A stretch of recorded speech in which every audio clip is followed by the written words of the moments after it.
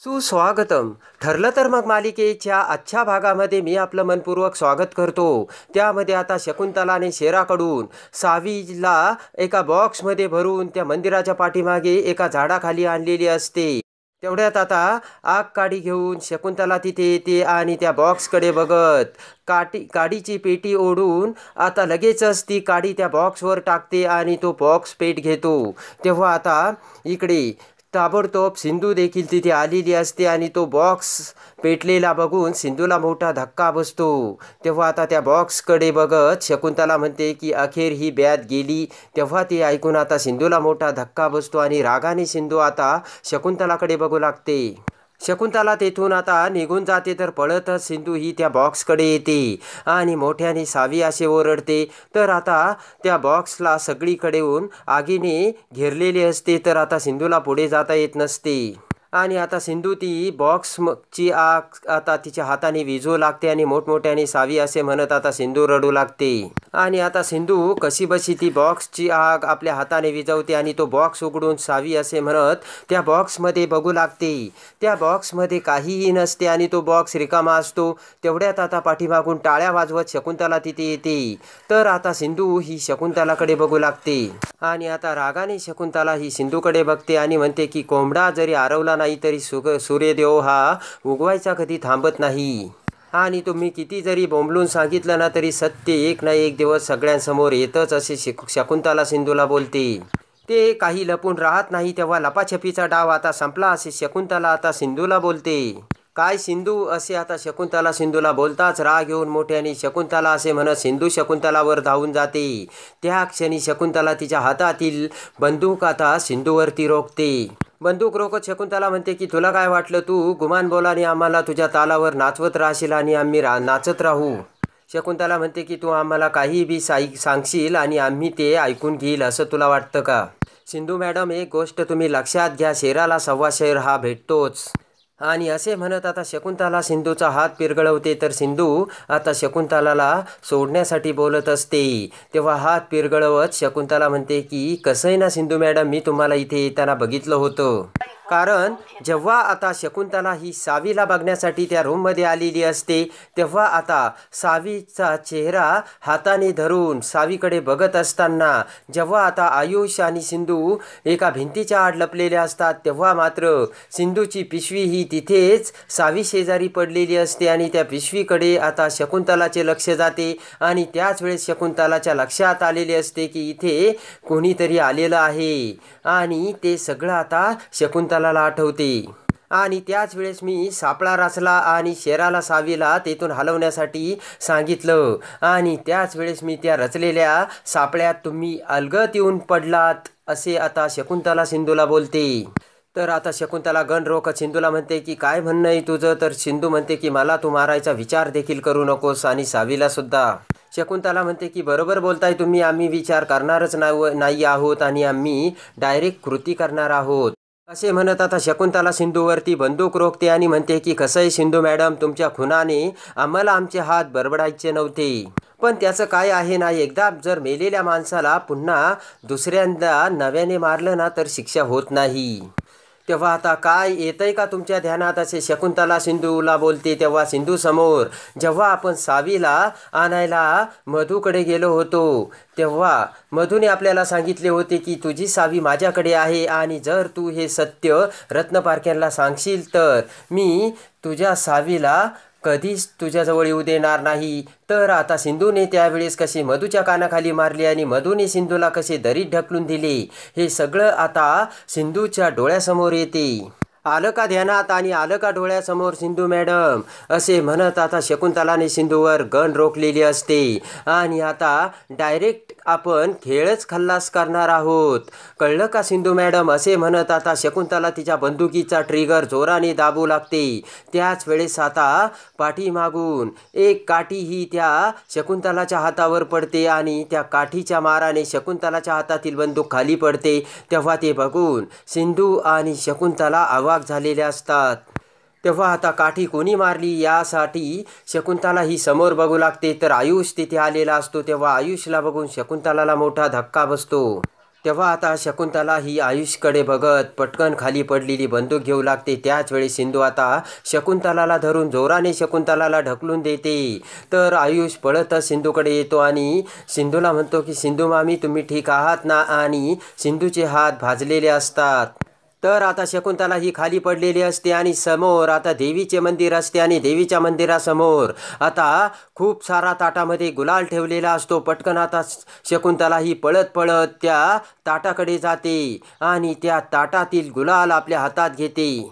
तर आता सिंधू ही पाठीमागून तीच काठी घेऊन शकुंतलाला मारायला येता शकुंतला तो ताटातील सगळा गुलाल सिंधूच्या अंगावर फेकते आणि सिंधूचे अंगाला सगळीकडे आता गुलाल लागलेला असतो. आणि त्या क्षणी आता दुर्गेच्या अवतारात सिंधू ही आता काठी घेऊन शकुंतलाच्या पाठीमागे पळू लागते. शकुंतला आता भर रस्त्याने भरधाव वेगाने पडत झडत पळतच पुढे जात असते. तर सिंधू ही शकुंतलाचा पाठलाग करून शकुंतलाच्या पाठीमागे येऊ लागते. आणि आता भरधाव वेगाने सिंधूने शकुंतलाचा पाठलाग केलेला असतो. तेव्हा आता खाली पडत आता शकुंतला पुढे पळतच असते आणि एका खड्ड्यात जवळ येऊन शकुंतला ही खाली पडते. तर पाठीमागून सिंधू ही काठी घेऊन तिथे येते आणि शकुंतला समोर येत म्हणते की तू बरोबर बोलत होती शकुंतला, सत्य कधीच लपून राहत नाही. दुर्गेच्या अवतारात सिंधू म्हणते की ते कधी ना कधी समोर येतच आणि ते कधीही लपून राहत नाही. जशी मी आत्तासह तुझ्यासमोर उभी आहे तसं. मला मारण्याची ताकद ना मधूमध्ये होती ना तुझ्यात आहे शकुंतला, असे म्हणत जोराने सिंधू तिच्याकडची काठी ही शकुंतलाच्या तोंडावर मारते. त्या क्षणी मोठ्याने ओरडत शकुंतला ओरडू लागते. माझ्या मुलीपासून मला तू लांब ठेवलंस त्याची ही शिक्षा, असे म्हणत सिंधू ही काठीचा दुसरा फटका आता शकुंतलाच्या पाठीवरती मारते. शकुंतला आता ओरडत असते, मला मारू नको असे म्हणत असते. मधू म्हणते की एका मुलीला तिच्या आईपासून लांब ठेवलंस आणि तिच्या आईला तिच्यापासून तोडलंस, तू तुझी पातळी सोडलीस त्याची तुला ही शिक्षा, असे म्हणत जोराने आता काठीचे फटके सिंधू ही शकुंतलाला मारत असते. तू एवढ्या खालच्या थराला जाशील असं शकुंतला वाटलं नव्हतं, त्याची ही तुला शिक्षा, असे म्हणत चौथी काठी सिंधू ही शकुंतलाच्या पाठीवर मारते. आणि आता सिंधू ही शकुंतला मारत असते. त्यावेळेस आता शकुंतला ही ओरडतच सिंधूने मारलेली काठी आपल्या हातात झेलते. सिंधू म्हणते की सोड शकुंतला, माझ्या मुलीला माझ्यापासून तोडलंस ना. सिंधू म्हणते की तिला दिलेल्या त्रासाचा प्रत्येक हिशोब मी तुझ्याकडून घेणार आहे शकुंतला. सोड शकुंतला, तुझ्यामुळे मला माझ्या नवऱ्यापासून लांब राहावं लागलं. मला आणि सावीला माझ्या कुटुंबापासून लांब राहावं लागणार आहे, तेव्हा मी तुला सोडणार नाही, असे म्हणत सिंधू आता जोरजोराने शकुंतलाला आता काठी सोडण्यासाठी बोलत असते. तेवढ्यात पाठीमागून आयुष तिथे पळत पळत येतो. तेवढ्यात आता आयुष तिथे म्हणतो की सिंधू मामी जरा ध्यानावरती या, अगोदर सावीला शोधणं खूप महत्त्वाचं आहे. तर आता सिंधू ही ध्यानावर येते आणि शकुंतलाला म्हणते की बोल कुठे आहे माझी मुलगी. तर आता भीतीने घाबरत शकुंतला ही सिंधूकडे बघते. तेव्हा आता सिंधू म्हणते की शकुंतला मी काय म्हणते तुला समजतं का, माझी मुलगी तू कुठेच ठेवली. मोठ्याने सिंधू ही ओरडतच म्हणते की सांग शकुंतला कुठे आहे आणि माझ्या मुलीला तू कुठे ठेवले. तेव्हा आता शकुंतला काही बोलत नसते. तर सिंधू म्हणते की तू अशी काही बोलणार नाही, थांब, असे म्हणत जोराने आता सिंधू ही ती काठी शकुंतलाच्या डोक्यात मारण्यासाठी उगारते. तर आता काठी आपल्या डोक्यात पडणार तोच घाबरत शकुंतला म्हणते की थांब, मारू नकोस सांगते. शकुंतला म्हणते की सांगतो, आम्ही सावीला ना त्या मधुराणी कडे धाडले. तेव्हा आता सिंधूला मोठा धक्का बसतो. इकडे आता रत्नपारख्यांच्या घरी गुरुजी आणि सगळेजण आता पूजा करत असतात. इकडे आता रत्नपारख्यांच्या घरी पूजा संपन्न होताच आता गोदा मावशी ही सिंधूला पाठावरून उठवते, म्हणजे ती आता पदर घेतलेली पिंकी असते. तेवढ्यात आता लगेचच ऋतुजा ही पुढे येत म्हणते की वहिनीसाहेब एक गोष्ट तर राहिली. तेव्हा आता राजेश्री म्हणते की काय राहिलं ऋतुजा. तर ऋतुजा म्हणते की आपली परंपरा. तेव्हा आता राजेश्री म्हणते की सगळ्या गोष्टी तर परंपरेनुसारच होत आहेत ना आणि झाल्यात ना, आता कोणतं विधी करायचं राहिलाय. तेव्हा आता ऋतुजा म्हणते की काय हो, आपली रत्नपारख्यांची प्रथा तुम्ही चक्क विसरलात. राजेश्री म्हणते की अगं कोढ्यात काय बोलतेस, तुला जे बोलायचं ते स्पष्ट सांग ना. तर ऋतुजा म्हणते की अहो, आपण आपल्या रत्नपारख्यांच्या सुनेला मानाने एक कंठा घालतो गळ्यात राजश्री म्हणते की अगं बाई खरंच की. तर ऋतुराज म्हणतो की ऋतुजा अगदी बरोबर बोलते. ऋतुराज म्हणतो की वहिनी पण एवढी मोठी गोष्ट तू विसरलीस. तेवढ्यात आता रेश्मा पुढे म्हणते की अहो आई पण संपूर्ण विधी होईपर्यंत सिंधूला चेहरा झाकून ठेवायला सांगितलाय ना तिच्या गुरुजींनी. रेश्मा म्हणते की मग आपण तिला हार कसा घालणार. तेव्हा आता तोंडाला बोट लावून ऋतुजा देखील विचार करू लागते. मधू म्हणते की हो रेश्मा तर अगदी बरोबर बोलतेस पण आपली परंपरासुद्धा आहे तेव्हा ती पूर्ण करावीच लागणार ना. तेवढ्यात आता विचार करत ऋतुजा म्हणते की ते सगळं राहू द्या रेश्मा तू जाच हार घेऊन ये. तर रेश्मा आता आतमध्ये जाते. तर आता ते सगळा प्रकार बघून गोदामावशी विचार करते की आता यातून बाहेर पडण्यासाठी नक्की दुसरा कोणता तरी वेगळा विचार करायला हवा. मनातून आता गोदामावशी म्हणते की एकवीरा देवी का माझ्या लेकीची तू अशी परीक्षा घेतेस. इकडे आता सिंधू ही शकुंतलाला ओरडत असते कुठे माझी सावी सांग. तेव्हा आता रडतच ओरडतच शकुंतला म्हणते की अहो आमच्यामध्ये डील झाली होती ना तेव्हा मी सावीला मैना राणीकडे दिले आणि मैना राणीने तिला घेऊन कुठे नेले ते मला काही माहिती नाही. आणि असे म्हणत असतानाच आता शकुंतलाचे घसा कोरडा पडलेला असतो आणि शकुंतला माराने आता विव्हळत असते आणि आता शकुंतलाच्या डोळ्यासमोर अंधारे येऊ लागतात आणि पाठीमागून सिंधू आता काठी घेऊन शकुंतला समोर उभी असते. इकडे आता रत्नपारख्यांच्या घरी आता अखेर मधू तो हार घेऊन येते आणि तो हाराचा बॉक्स आता घेऊन मधू ही आता पिंकी समोर आलेली असते. तर आता पिंकी आणि गोदामावशीला मोठा धक्का बसलेला असतो. दोघीही घाबरलेले असतात आणि आता तो रत्नपारख्यांचा मान असलेला सगळ्यात मोठा हार त्याचा बॉक्स उघडून मधू ही बाहेर काढते आणि आता इकडे सगळेजण त्या हाराकडे बघत असतात.